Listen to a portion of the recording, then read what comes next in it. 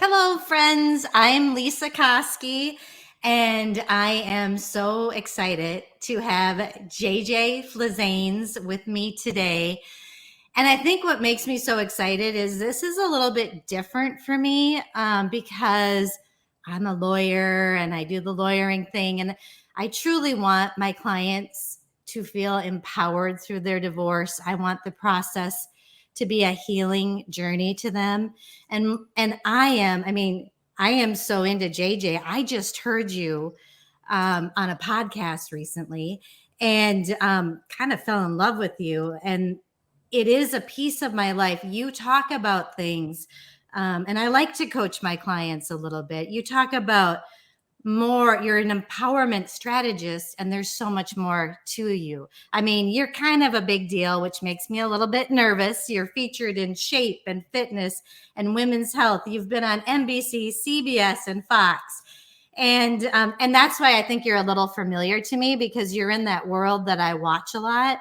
But I think that our well-being is so tied to our health, our emotions, our wellness. And so that's why I want to bring you in to teach my listeners how going through this process, they can still be in power and unafraid. And so I first want to get a little bit of a story about how you got into doing what you're doing, because, you have an interesting background and you do a lot of things. I do. And you told me that the show is only 20 or 30 minutes. So let me, because that story could be 20 or 30 minutes. Okay. Highlights, actress, singer, dancer, turned personal trainer, performer, educator, teacher, turned podcaster. Always I've been interested in emotions and astrology and psychology and law of attraction. And it just kept snowballing into deeper questions and expansive points of view. And I myself actually started my podcast to save my marriage.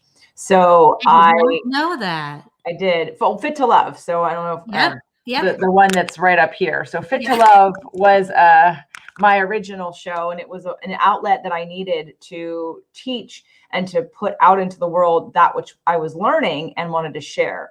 And at the same time, I was also a trainer. I was teaching people how to eat paleo, gluten-free, dairy-free, keto, easy cooking. I was doing cooking shows and personal training fitness shows, and also dealing with, all the aspects of a person. That's why the mind, body, soul behind me is like, you can't compartmentalize one part of your life and think it doesn't influence or bleed over into another. How you do one thing is how you do everything. The belief system that runs you influences every choice you make. And what people don't realize a lot of times is you can choose your beliefs. And if you haven't chosen your beliefs, they've chosen you by default. So you're operating from a system that you haven't even evaluated to see if it fits your life and where you want to go. And so that's how I started my podcast. And then it just turned into, just kept snowballing from there. And I got more and more into, let's say, just the law of attraction, epigenetics, quantum physics, because to me, that's the top of everything. Like all medical, all chemistry, all biology is influenced by those things. And so we can't separate them, because it's like you take it out of that world and you're looking at it independently, but you don't realize that the major influences are your beliefs, how you see the world, what it is you're looking at, the picture that you have in your mind. And so with that, I've moved into business coaching, which is mind, body, and soul. I've got a mastermind. I have my own trainers that I'm training, the Empowerment Strategist certification, to help me serve the world with the tools that I use with my clients. While I can't make them mini-me's, I can try. And I can give them the tools, because I'm working with a lot of cancer patients now that work with Dr. Nisha Winters, and just anyone who recognizes that there's something missing, that I don't feel secure and solid in what's going on with me. Like, I feel like there's something more. And as someone who's been through a divorce, who worked tirelessly and probably did every tool I had at the time and more. I mean, I've learned some new things since starting my show that I didn't use, But I exhausted all kinds of different therapeutic tools for myself to change the only thing I have control over, which is me, and brought that to my marriage. Now, there was nothing wrong with what had happened. It was perfect the way that it went, from, choosing it to ending it to everything in between was divine timing to get me here. So I wouldn't change a thing. Right. And I think that that's something that people that are going through a divorce, when we get into the blame game, and I know you're a mediator, and that topic is so, one of the things that I focused on this entire time and always do is taking your power back instantaneously by not being a victim, by trying to see things from a different perspective, that life is always working out for you, and that the choices and beliefs that you have made up until now are serving you. And it isn't to be blamed, because when we get into that disempowering, it's your fault, you betrayed me, you did this, you did that. There's no winning that conversation ever. It will always feel bad. It will never feel good. You're never going to feel empowered being a victim.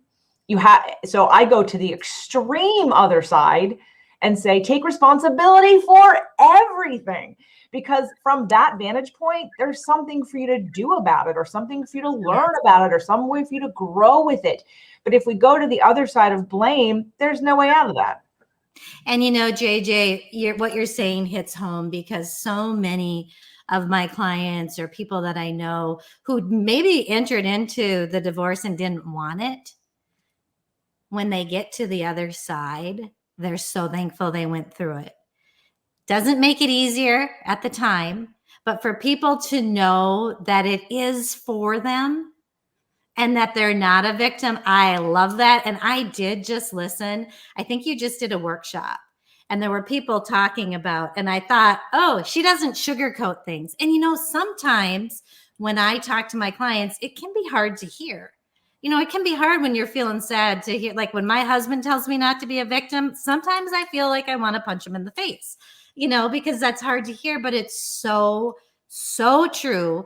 And, I just have to tell you, so I kind of stalk people, when I know they're going to be on. And I was driving and I wrote something down, and I just want you to talk about it a little bit, because I also have a coach, and she has said this, but for some reason, when I listened, it resonated with me so well.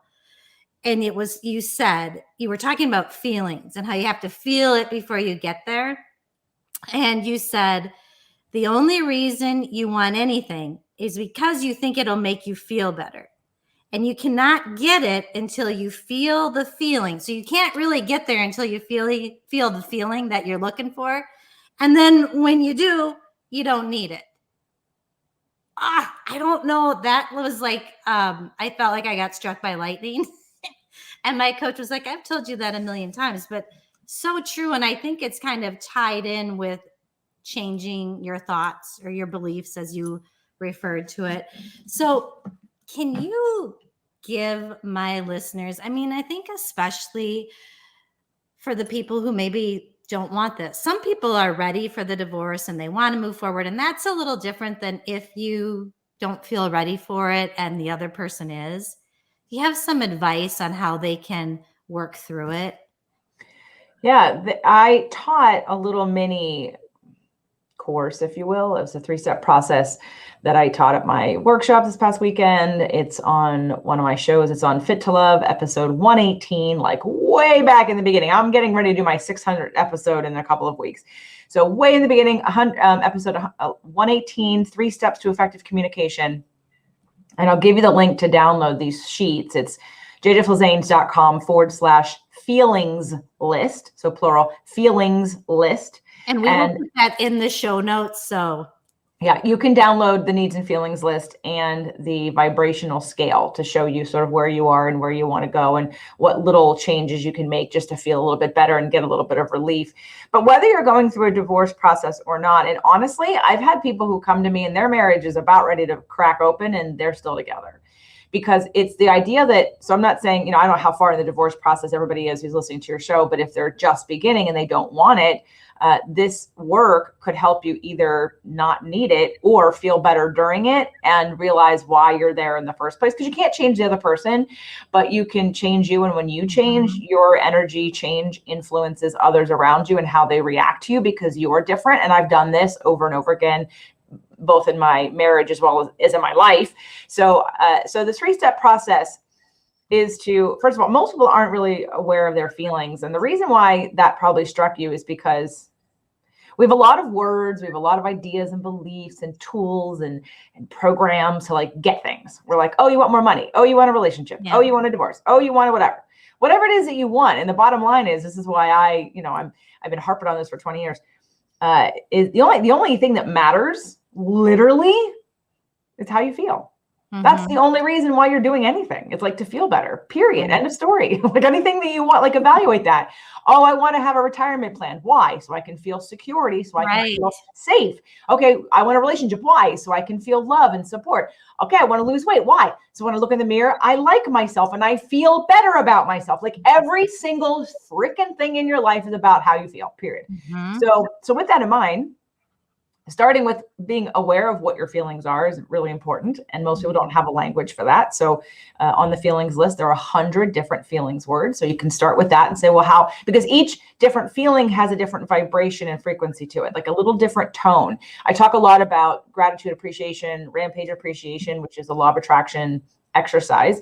And I get a little, and again, it's my thing, but words have energy. It's not really about the word. It's about the energy attached to the word. And when a lot of people say gratitude, because it's a huge hot word, right? Gratitude. What's attached to gratitude a lot of times is the backstory. So on that word, people say, I'm grateful for this new thing that I have because before it was really bad. And so what happens is you're attaching the negative energy to this word. So the word's a little heavy, right? Versus appreciation, which is normally cleaner. I appreciate, it's like end of story. I appreciate we're having this conversation. I appreciate that it rained here in Ohio the other day. I appreciate my new jewelry that I have on. I appreciate, right? There's no backstory and therefore it's slightly cleaner and therefore more powerful. So when you look at all the needs and feelings and all the feeling words, each feeling has a little bit of a different tone to it, if you will. Rage is different than irritated. Right. And so to really clue into where are you emotionally. So step one would be to figure out how you feel. And you know what? I have to say another reason I think that list is so important, because often when I ask myself or someone else, how are you feeling? They reply with a thought. Mm-hmm. We don't even know how to talk about it. So if you have this list to look at, you can kind of start to think, and I think that will make you more aware. So thank you. Right. You're right. We often talk in like, I think, or I believe, or I feel like, and then we tell a story, but those aren't feeling words. We got to get to the bottom of, well, what's underneath that? I had a therapist client once, and she just would go on and on and on and on and on and on about like the story. And I stopped her after a year and I said, there's a lot of words for you're afraid. Right. Doesn't matter why, doesn't matter how we got here. You are afraid. You currently have fear. So let's just be there. Right. We don't need all the words. We don't need the story. And trust me, I like words, but we're addicted to our stories, keeping us stuck, and we have to get beneath it. What's it really about for you? And sometimes that exercise, just figuring out the feelings, is enough for people. However, It's not enough. It's not enough. Once you figure out the feeling, you have to know that the only reason why you have a negative feeling is because you either have a need that's not being met, or the perception of a need not being met. So step 2 would be to figure out, okay, I have my feeling, I'm feeling whatever. Okay, we'll take me as an example. I was feeling angry and sad and frustrated. All right. So what was the need that was creating this feeling, the perception of the need not being met? And I'm going to say top level, because this worksheet, you take a little bit of time with it. Respect, commitment, my need for commitment, respect, my need for communication, my need for trust, my need for connection. Okay, all those things are not being met.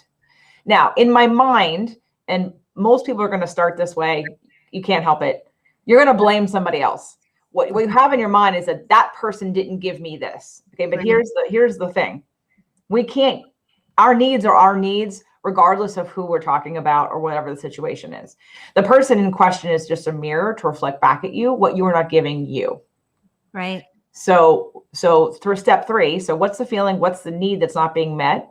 Step 3, what are the strategies I can take to get the need met? And this is the important part, that do not require anybody else to be different. Love this. So in my example, I was feeling disrespected or lack of respect, disconnection, trust, communication. Okay, all those things. And in my mind, I'm blaming other people. But I know this is a mirror. So you just turn that mirror around and say, well, how am I disrespecting myself or not respecting myself? Because by the way, disrespect is not a feeling, it's an interpretation. But respect, so a need for respect is a thing. Right. I have a need for respect, and it looks like this to me for these reasons. Okay, well, what's the bottom line? Well, then you're not respecting you, because if I'm the point of attraction and I'm pulling these people in and they're responding to me, then I have to start with what I'm not doing for me. And what does that look like? And once I figured that out, oh, I had an action plan of what to do about it. So I think that, and it's a whole new way of looking at things, because you want to say, well, he didn't do, or she didn't do, or they didn't do, and say, well, if they just change, I'd feel better. But it's not that. They're just a mirror reflecting back at you things that you are trying to get from others that you have to get for yourself first and foremost. Right. And if people can learn this while they're going through a divorce, just think of the future opportunities they are going to have, because they are going to feel respected. They respect themselves, and then they're going to meet someone because they got here for a reason. And let's have them move forward so that it can be a better relationship in the future. I have to ask you something because I'm in awe. Did you say you've known this for 20 years? Because I'm just figuring it out, and I'm getting, I'm a little mature. I have, so I'm going to say I started learning a lot of this 2002. So maybe 20 years. Yeah, it's getting there. I mean, I wasn't always good at all of it. I learned it as I was going, and I took responsibility as when it was said to me, what I heard was, you're the creator of your own reality. And I was like, and all of a sudden I thought, oh my God, it resonated. And I went, well, the good news, see, and over the years, I've said that to people and had the exact opposite response from them. Right. And I had to figure out what that was about. And I realized it was because I don't carry around guilt and shame about what has happened to me. I heard that, and it meant for me, if you don't like something, you 100% have the opportunity to change it. And other people I know who carry around a lot of guilt and shame and feel very, very, and I'm not saying we all don't feel broken on some level. We all don't have those kinds of, we absolutely do. But when they would hear it, they would hear, I didn't want this. I didn't ask for this. I didn't ask for all these bad things to happen to me. And so I started to be a little more sensitive in how I said that.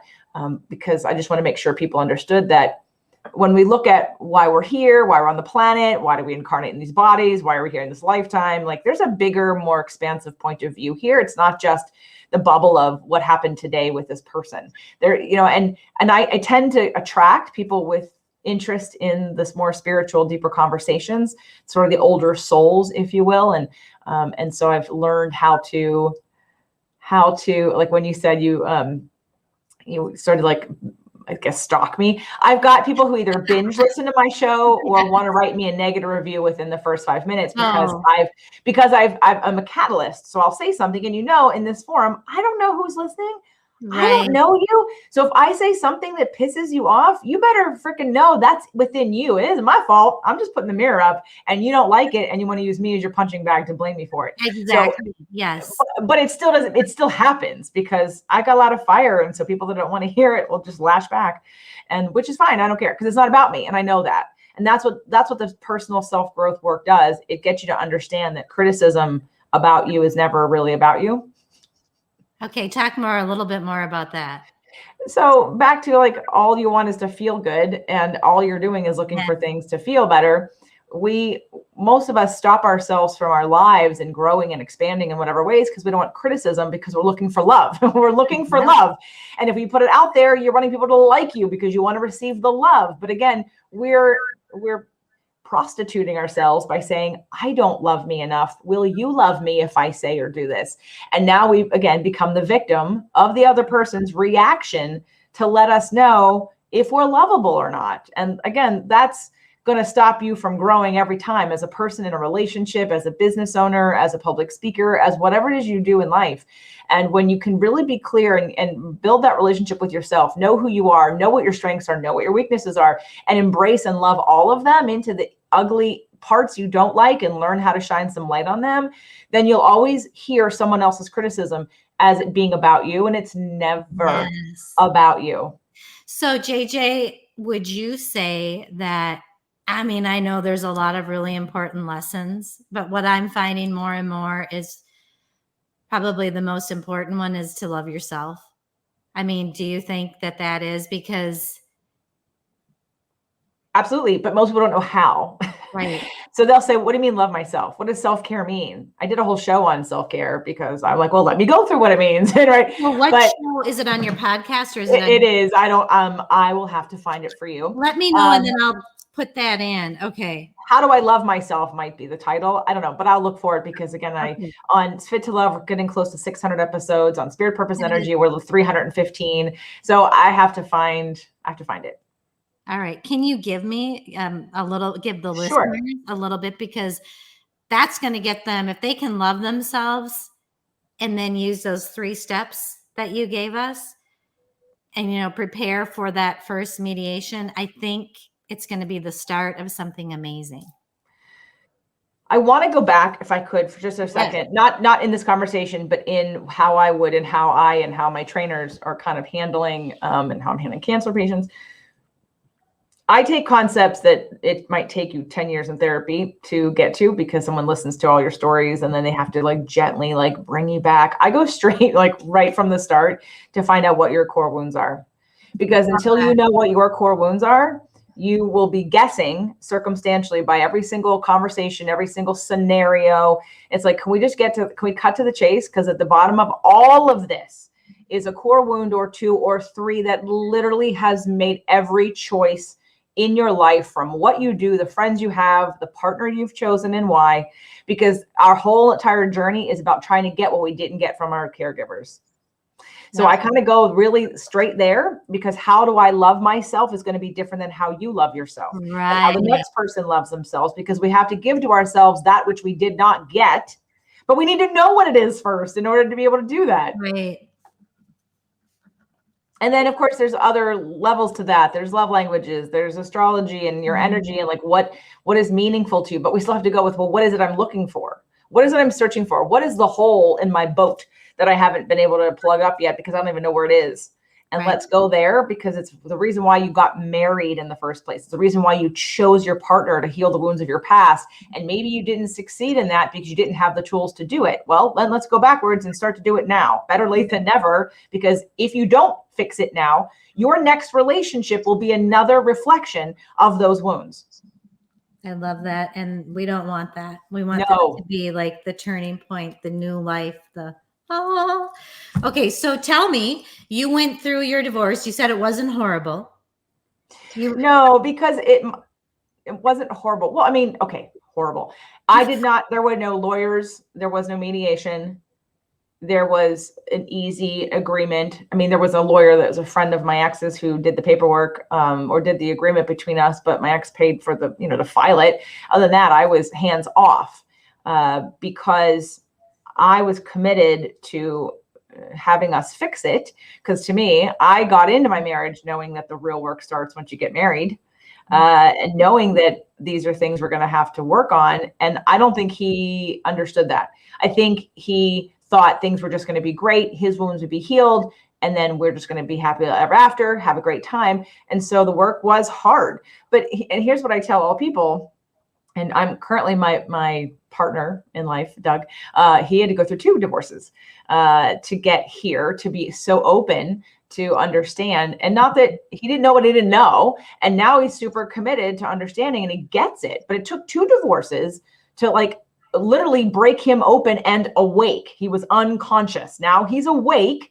Thank God for me. Right. I mean, not for me. Thank God. I mean, thank God, because for me, this is great. Right. Because now I have a partner who's going to therapy, who we do couples things. We go to couples retreats. We have these conversations. We do these processes. So,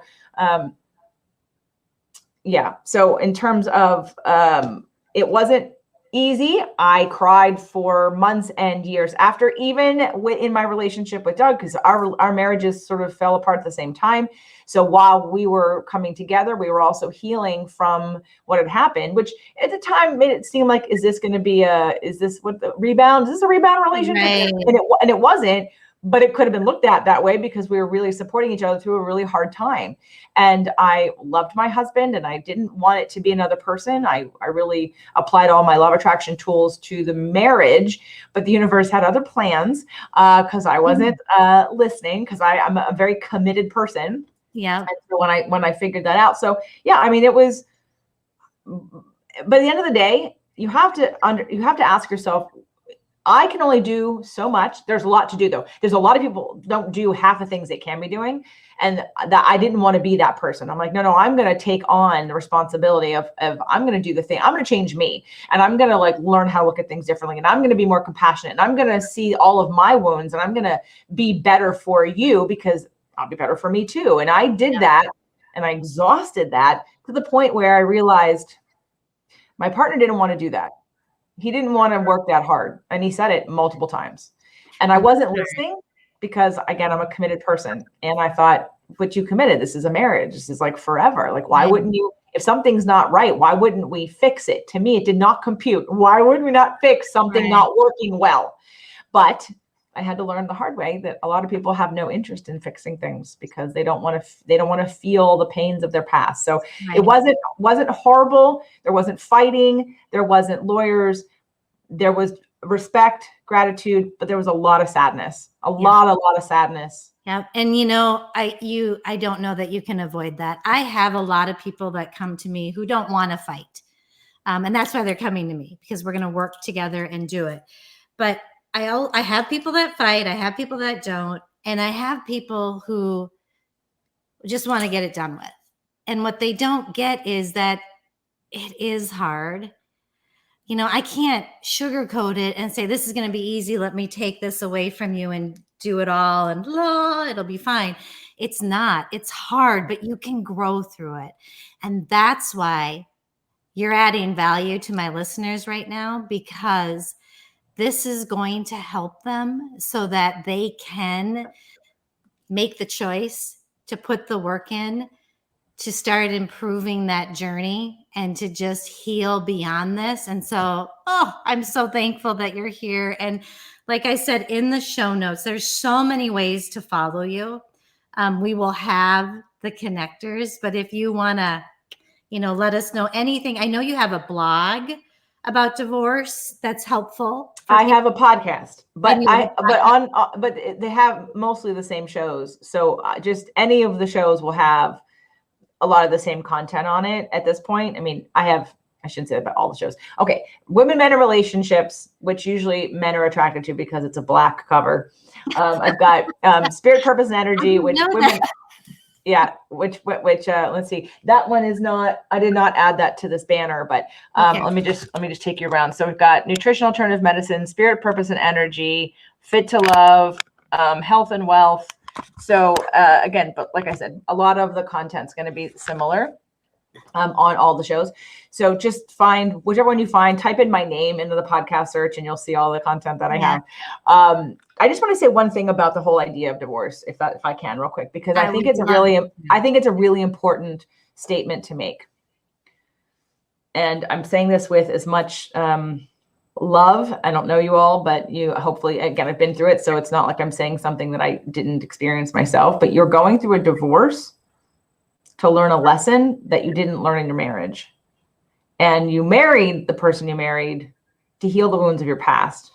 And if that didn't happen because you weren't awake to that, or knew that, or had the tools for that, or had somebody ready to be on board with that, you're having another opportunity right now. Mm-hmm.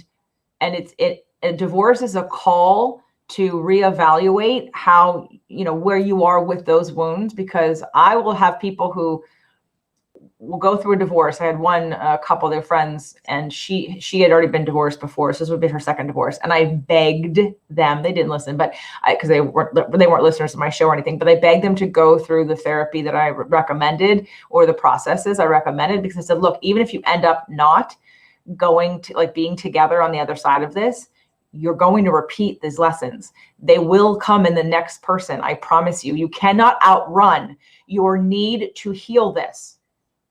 So a divorce isn't a mistake. A divorce is the next evolution of your journey into healing your wounds, period. So I don't want it to be like, there's a mistake here. I made a mistake. This was wrong. This is bad. Nope. This is just the next call to action for you to now click into and be conscious to, that there are wounds inside of you that if you don't heal, I promise you, you will repeat this in the next relationship. I love that quote, and I am going to go back and write that down. That was amazing. And you have made me a better mediator just listening to you. So I appreciate that. I took lots of notes and we'll have a lot in the show notes. And JJ, thank you from the bottom of my heart for joining us today. We really appreciate it. Lisa, thank you so much for having me. It was a pleasure. This just flew by. So thank you so much. Thank you so much. I appreciate you asking these questions. And I appreciate the opportunity to give people some hope and to understanding and take some of that responsibility from the situation that you think is bad and that it's a blip of something that you've done wrong. It's a failure. It's really not. And I dealt with that. I didn't want to have a failure, which is why I worked so hard, but it's part of your process, and you will heal through this if you do it consciously and get some help with it. Amen. I love it. Thanks so much, JJ.